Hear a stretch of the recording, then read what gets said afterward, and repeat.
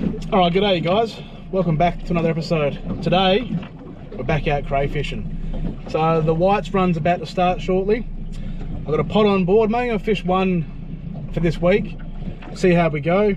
Once the whites start moving, I might bring another one out. See how I feel, but I'm not that keen on a massive feed of crays this year, so a couple will do me. So I'll run through the bait and where I'm going to set the pot and why I'm going to set it there in preparation for the whites to move. There's been a few reports of a couple getting caught already, so I reckon the next 5 to 8 days we should see those numbers start to bump up, and within about a week and a half the white should kick off pretty well. So I'll get the pot baited up, run through the bait, and then I'll show you on the sounder and the GPS what I'm looking for and where I'm going to drop the pot. We'll get it in the water, let it soak overnight. It's only going to be about a 12-hour soak, so I'll come out tomorrow morning early, pull the pot, see how we go. There's not too much here, not too much happening. I might move it up to another spot that I was fishing last year that no one was holding. I've just come across this bit of ground today on the way out. Thought I'd give it a shot because you never know. So let's get the bait in the pot and we'll go from there. Alright, so I've got the blue mat cut in half, and then I've just scored all the meat with a knife to help let a bit more smell out. Got some mullet cut in half, some old whiting I found in the freezer, some old fish frames, herring and whiting, and some muleys just to finish it up. Try and get as much of this as possible into that bait basket there, jam it right up, and then I'll show you on the sounder and the GPS the exact spot we're going to try and set this pot. Let's do it. All right, we managed to get all of that in there. So now I'll get the lid on, if it'll fit. Hey, look at that. Perfect. That's it, that's fully jam-packed. So on the sounder, you can see all this reef here. I'll show that's the GPS. So on the GPS, sorry, you can see all the reef. I want to be dropping my pot on the end of this. So the crays will move along the reef towards the points in preparation to walk across the sand to the next bit of reef and carry on their migration. So if I can get my pot on that point there, and I'll show you on the sounder what's there. There's a nice little lump, a little bommy, and hopefully plenty of crays. Alright, so we're just coming up now towards that point. You'll see it start to rise on the sounder. I'll find that bommy again, hopefully. I'm going to try and find that primo spot, put us in the highest chance. Once the whites are fully running, it won't matter if you're off a little bit. They move that much anyway, they walk past your pots. But however, earlier in the season, or just as they're starting to walk, you still want to be close to that reef. This could be, yeah, I think that might be it. That's more of the ledge of the reef there. Bit of seaweed on top.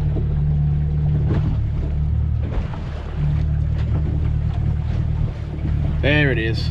That's what I was looking at before, that little bommy there. So if we go off the edge of that and we drop the pot, oh, here we go. That's what I seen. So that bommy there. So I want to be just on the west side of it.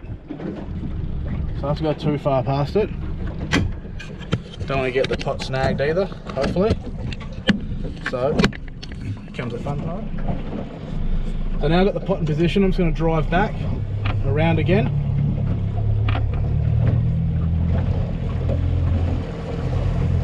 Find that little lump, that edge of the reef, and then set the pot. Now there's some new rules, well, a new rule with crayfishing this year. You don't have to have a sinker or a weight on your rope any longer when your rope's more than 20 meters long. They've now extended that to between November and March. No longer have it because the whales don't actually migrate in this area, so they've realized that. However, that doesn't mean leave all your rope on the bloody surface. I've got about 25 meters of rope roughly, so I'm currently fishing in about 9 to 11 meters depending on which part of the reef I'm on. So I'll coil up about 10 meters of rope and put a dog bone in the rope, cable tie so it doesn't come undone, and then that way the rope's nice and close to the pot. It's not hanging all over the surface. It's going to minimize the chance of you getting your pot cut off. Alright, now I wouldn't recommend trying to tie a dog bone after you throw the pot in the water. You want to do it while the pot's on board, but it's so calm out here. I wasn't drifting hard. I had enough time to do it. So we'll just go back up, sound the spot. We'll make sure the pot's set where I wanted it.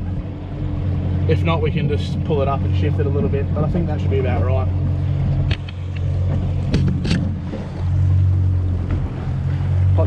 Floats on the surface. There's enough slack line there in case we get a bit of swell. So if we get a bit of swell, there's more than enough rope to accommodate the swell. Dog bone up by the floats, keeps it nice and tidy. There's only maybe 2.5 meters of rope on the surface, the rest just goes under. And if we follow that line from the pot to the rope, there we go there. So that, all that there right now, that's that pot bubbling. Because that pot's been dry, it's letting off a lot of bubbles, and that's right on the edge of the reef and right where we wanted it. So hopefully those crays that will be living in here and on this edge will walk over, help themselves to a nice easy feed. So that pot will continue to bubble for a couple of days. Now it is said that when they bubble, the crays don't like them and you won't catch as many. So we'll put that to the test, see how we go. Normally everyone says you won't catch any, but I've caught a couple on a day old pot, and we'll see how we go tomorrow. So the main thing you want to remember is when you're fishing the whites on the outside edge of the reef, try and find points in the reef where it's the furthest, well, the most westerly point of a reef. If you can find that point, drop your pots on those edges around them. The crays will migrate along the reef to those points before they start to walk as much, and you'll find you get a few more in your pots. Other than that, plenty of bait, fresh bait. Come out regularly, check your pots when you can, top your bait up, refresh your bait. If you're fishing more than one pot, which is probably recommended, which I might end up grabbing another one, you can fish a short, quite shallow, in 10 meters. Normally I fish in about 15. I'll check here the next few days. If there's nothing happening here, I'll jump out to the 15-meter ledge and have a scout around there. Ideally, if you have 2 or more pots, if you're fishing with other people, you can do that sort of leapfrog and sort of spread your gear out and try and find where the crays are sitting. So we'll see how we go. Should be alright, but we'll be out here tomorrow morning. We'll only give it a 12-hour soak. The weather's going to be good tomorrow, so I might come out and then I might go shoot out and chase some tuna. So hopefully we can get some tuna. I'll show you guys how to do that. Then we got some fresh cray bait. With the weather being so nice now, I might actually just shoot over to the reef and try and catch a few wrasse and whiting and maybe some herring, and just stock the bait bucket up for tomorrow. I'll just keep adding more and more bait. Hopefully the sea lice aren't too bad and they don't decimate the bait too quickly. Fishing in the sand will cause that. The sea lice are in the sand a lot more than they are on the reef, and you will go through bait a lot faster. What else we got? I suppose the other thing you want to look out for is just keep an eye on Facebook. Follow the catches that people are reporting. That'll let you know when the crays are going to start moving and roughly what depth they're sitting in. This time of year, beginning of the whites, I try to fish quite shallow. You can go to the back of the 5, same thing, fish in the shallow part of the 5 and you'll do well. I just don't see the need to travel that far out where I can get them in close.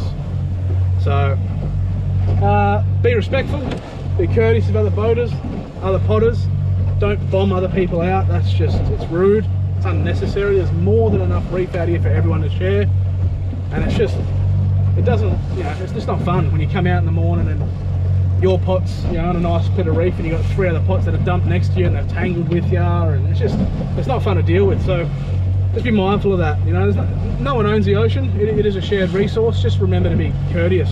Same thing at the boat ramp. It's going to get hectic this year with no one traveling and everyone buying boats. There's going to be a lot more people trying to crayfish this year, so just be patient, get in early, get out early, and don't touch other people's gear. I mean, it's just common sense, really. Don't touch other people's fishing gear. They've spent the money, the time and the effort to come and do it. Don't be a piece of shit. It's not hard, you know. I mean, that pot there I picked up on Facebook for 80 bucks. It's not the prettiest pot, but it'll do, you know. You can get them brand new for 150. They're not expensive. Go buy your own, put the effort in, and you'll be rewarded. All right, guys. Well, hopefully you found this informative.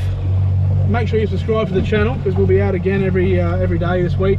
I've got the week off work, so I'll be fishing pretty hard. We'll try and pull the pots every day. I'll keep you guys updated, hopefully daily, with the catch rate, how we're going, good, bad, otherwise, and what I'm doing to hopefully increase my catch. And we'll see you then. So hit that subscribe button. Cheers, guys.